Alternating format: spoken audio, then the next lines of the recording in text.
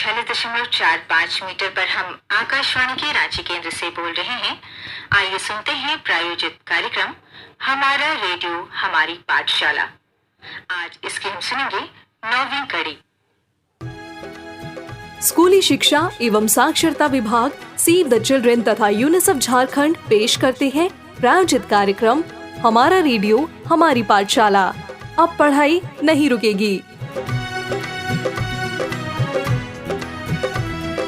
चुन्नू मुन्नू हो या दीदी भैया, सबके सीखने का नया जरिया। घर से बाहर अभी न जाएंगे, घर में पाठशाला बनाएंगे। कैसे? अरे भाई, हमारा रेडियो हमारी पाठशाला, और उस पर हर रोज नई कहानी लाएंगे, सीखने का अब नया जरिया अपनाएंगे। खुश होंगे फिर हम सब भैया, चुन्नू मुन्नू हो या दीदी भैया, सबके सीखने का नया जरिया। बच्चों, अभी आप घर पर ही रहकर पढ़ाई कर रहे हैं, है ना? कोरोना अभी गया नहीं है, इसीलिए सतर्कता में कोई कमी न बरते। कोविड संबंधी नियमों का पालन करें, मास्क जरूर लगाएं, 2 गज की सुरक्षित दूरी बनाए रखें और साबुन से बार बार हाथ धोते रहें। आपकी पढ़ाई निरंतर जारी रहे, इसलिए स्कूली शिक्षा एवं साक्षरता विभाग, सेव द चिल्ड्रेन तथा यूनिसेफ के सहयोग से हम आप तक मनोरंजक कहानियों की श्रृंखला लेकर आए हैं।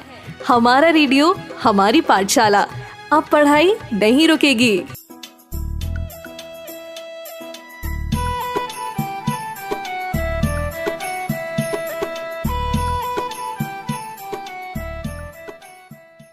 प्यारे बच्चों, आप सबके सामने फिर एक बार मैं दीप्ति चंद्रा कुजूर, अपग्रेडेड +2 उच्च विद्यालय उच्चरी मांडर से।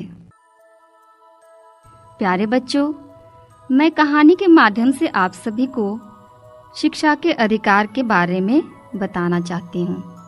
क्या आप सबको कहानी सुनना पसंद है? तो चलिए सुनते हैं। सुबह कक्षा आरंभ हो चुकी थी। बच्चों में आज काफ़ी चहल पहल और उत्सुकता थी, क्योंकि आज कक्षा का परिणाम निकलने वाला था। शिक्षिका हाथ में सभी बच्चों के परीक्षा परिणाम के लिए कक्षा में आती हैं। कक्षा में हो रहा शोर अचानक थम सा जाता है।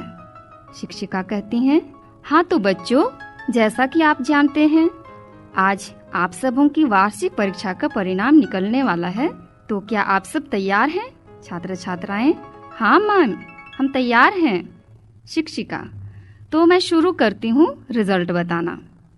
इस कक्षा में तृतीय स्थान पाने वाले विद्यार्थी हैं वैभव, रोल नंबर 25, द्वितीय अयान, रोल नंबर 5, और प्रथम कौन हो सकता है? अब सारे बच्चे बड़े ही उत्सुकता से मैम को देख रहे थे। प्रथम है नीरज। सभी बच्चे तालियों से तीनों बच्चों का स्वागत कर रहे थे, परंतु कक्षा में मात्र वैभव और अयान ही नजर आ रहे थे। मैम बोली, नीरज नीरज। तभी राकेश अपने सीट से खड़ा होकर कहता है, मैम, नीरज तो पिछले 4 दिनों से विद्यालय नहीं आ रहा है। शिक्षिका ने थोड़े आश्चर्य से फिर राकेश से पूछा, क्यों नहीं आ रहा है वह? क्या तुम्हें पता है? राकेश, नहीं मैम, लेकिन वह बोल रहा था कि वह अब स्कूल नहीं आ सकेगा, क्योंकि वह पिताजी के कामों में हाथ बटाएगा। शिक्षिका, अच्छा कोई बात नहीं राकेश, क्या तुम मुझे नीरज के घर तक ले सकते हो? राकेश, हाँ मैम। शिक्षिका, ठीक है, तो कल हम उसके घर चलेंगे। अगले दिन सुबह शिक्षिका राकेश के साथ नीरज के घर जाती है। वहाँ नीरज अपने पिता के लोहे की दुकान में उनकी सहायता कर रहा था। शिक्षिका नीरज के पिता से मिलकर उनसे बात करती है। नीरज पूरे कक्षा में प्रथम आया है, आपको बधाई, लेकिन आप उसे विद्यालय क्यों नहीं भेज रहे हैं? नीरज के पिता, नमस्ते शिक्षिका जी, नीरज अब स्कूल नहीं जा पाएगा। घर में काम अधिक है। ऊपर से कोविड महामारी के कारण हम लोगों की आर्थिक स्थिति अच्छी नहीं है। घर में मेरे साथ कुछ काम करेगा तो हाथ में 2 पैसे भी आ जाएंगे। शिक्षिका ने बोलना आरंभ किया। क्या आपको नहीं पता है कि भारत में बच्चों को शिक्षा का अधिकार प्राप्त है? भारत में शिक्षा को बच्चों का मौलिक अधिकार घोषित किया गया है। भारत के संविधान में शिक्षा के महत्व को ध्यान में रखते हुए राज्य के नीति निर्देशक तत्वों में संविधान में अनुच्छेद 45 में 6 से 14 वर्ष तक की आयु के बच्चों को निःशुल्क व अनिवार्य प्राथमिक शिक्षा का प्रावधान किया गया है। निःशुल्क एवं अनिवार्य शिक्षा का अधिकार अधिनियम 1 अप्रैल 2010 को संपूर्ण देश में लागू किया गया है और ऐसा करने वाला भारत विश्व का 135वां देश है।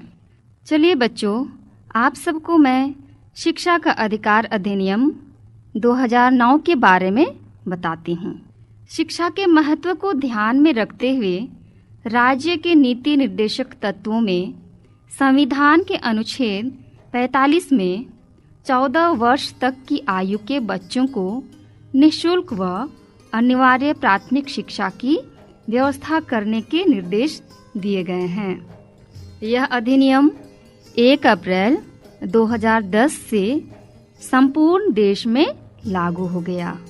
भारत शिक्षा को बच्चों का मौलिक अधिकार घोषित करने वाला विश्व का 135वां देश है। निःशुल्क एवं अनिवार्य शिक्षा का अधिकार अधिनियम 2009 के प्रावधान राज्य में स्थित सभी सरकारी एवं गैर सरकारी प्राथमिक एवं उच्च प्राथमिक विद्यालयों तथा ऐसे माध्यमिक एवं उच्च माध्यमिक विद्यालयों जिनमें कक्षा 1 से 8 तक शिक्षण होता है, चाहे वह अनुदानित हो अथवा गैर अनुदानित, तथा चाहे वह केंद्रीय माध्यमिक शिक्षा बोर्ड से संबंधित हो या राजस्थान माध्यमिक शिक्षा बोर्ड से संबंधित हो या अन्य किसी बोर्ड या संस्था से संबंधित हो में लागू होते हैं। निःशुल्क और अनिवार्य बाल शिक्षा का अधिकार अधिनियम 2009 के प्रमुख प्रावधान इस प्रकार हैं। पहला, प्रत्येक बच्चे को उसके निवास क्षेत्र के 1 किलोमीटर के भीतर प्राथमिक स्कूल और 3 किलोमीटर के अंदर माध्यमिक स्कूल उपलब्ध होना चाहिए। निर्धारित दूरी पर स्कूल नहीं हो तो उसके स्कूल आने के लिए छात्रावास या वाहन की व्यवस्था की जानी चाहिए। बच्चे को स्कूल में दाखिला देते समय स्कूल या व्यक्ति किसी भी प्रकार का कोई अनुदान नहीं मांगेगा। इसके साथ ही बच्चे या उसके माता पिता या अभिभावक को साक्षात्कार देने के लिए मजबूर नहीं किया जाएगा। अनुदान की राशि मांगने या साक्षात्कार लेने के लिए भारी दंड का भी प्रावधान है। तीसरा, विकलांग बच्चे भी मुख्य धारा की नियमित स्कूल से शिक्षा प्राप्त कर सकते हैं। चौथा, किसी भी बच्चे को किसी भी कक्षा में नहीं रोका जाएगा और 8 साल तक की शिक्षा पूरी करने तक किसी भी बच्चे को स्कूल से नहीं हटाया जाएगा। पांचवा, किसी भी बच्चे को आवश्यक कागजों की कमी के कारण स्कूल में दाखिला लेने से नहीं रोका जा सकता है। स्कूल में प्रवेश प्रक्रिया पूरी होने के बाद भी किसी भी बच्चे को प्रवेश के लिए मना नहीं किया जाएगा और किसी भी बच्चे को प्रवेश परीक्षा देने के लिए नहीं कहा जाएगा। छठवां, स्कूलों में शिक्षकों और कक्षाओं की संख्या पर्याप्त मात्रा में रहेगी। हर 30 बच्चों पर एक शिक्षक, हर शिक्षक के लिए एक कक्षा और प्रिंसिपल के लिए एक अलग कमरा उपलब्ध करवाया जाएगा।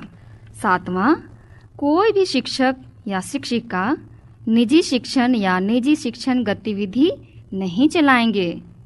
आठवां, स्कूलों में लड़कियों और लड़कों के लिए अलग अलग शौचालय की व्यवस्था की जाएगी। 9वां है, किसी भी बच्चे को मानसिक यातना या शारीरिक दंड नहीं दिया जाएगा। और अंतिम है 10वां नंबर, इस अधिनियम के तहत शिकायत निवारण के लिए ग्राम स्तर पर पंचायत, तहसील स्तर पर तहसील, जिला स्तर पर जिला प्राथमिक शिक्षा अधिकारी की व्यवस्था है। तो प्यारे बच्चों, आप सभी ने शिक्षा के अधिकार के बारे में जानकारी ली। तो चलिए पाठ से संबंधित कुछ सवाल पूछती हूँ। पहला सवाल है, शिक्षा के अधिकार अधिनियम के तहत भारत में कितने आयु वर्ग के बच्चों को मुफ्त तथा अनिवार्य शिक्षा प्राप्त है?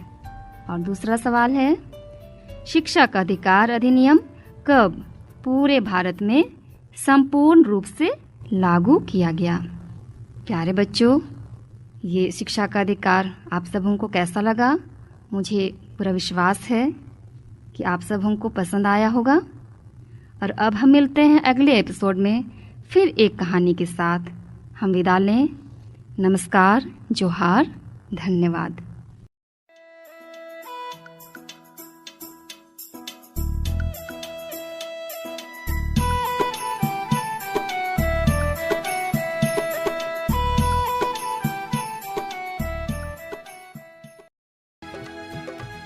इस प्रसारण से संबंधित सुझाव, अपने प्रश्न इत्यादि आप हमें jcertrg@gmail.com तथा टोल फ्री नंबर 1800-5728-585 पर संपर्क कर सकते हैं। चुन्नू मुन्नू हो या दीदी भैया, सबके सीखने का नया जरिया। घर से बाहर अभी न जाएंगे, घर में पाठशाला बनाएंगे। स्कूली शिक्षा एवं साक्षरता विभाग, सेव द चिल्ड्रन तथा यूनिसेफ झारखंड पेश कर रहे थे प्रायोजित कार्यक्रम हमारा रेडियो हमारी पाठशाला। अब पढ़ाई नहीं रुकेगी।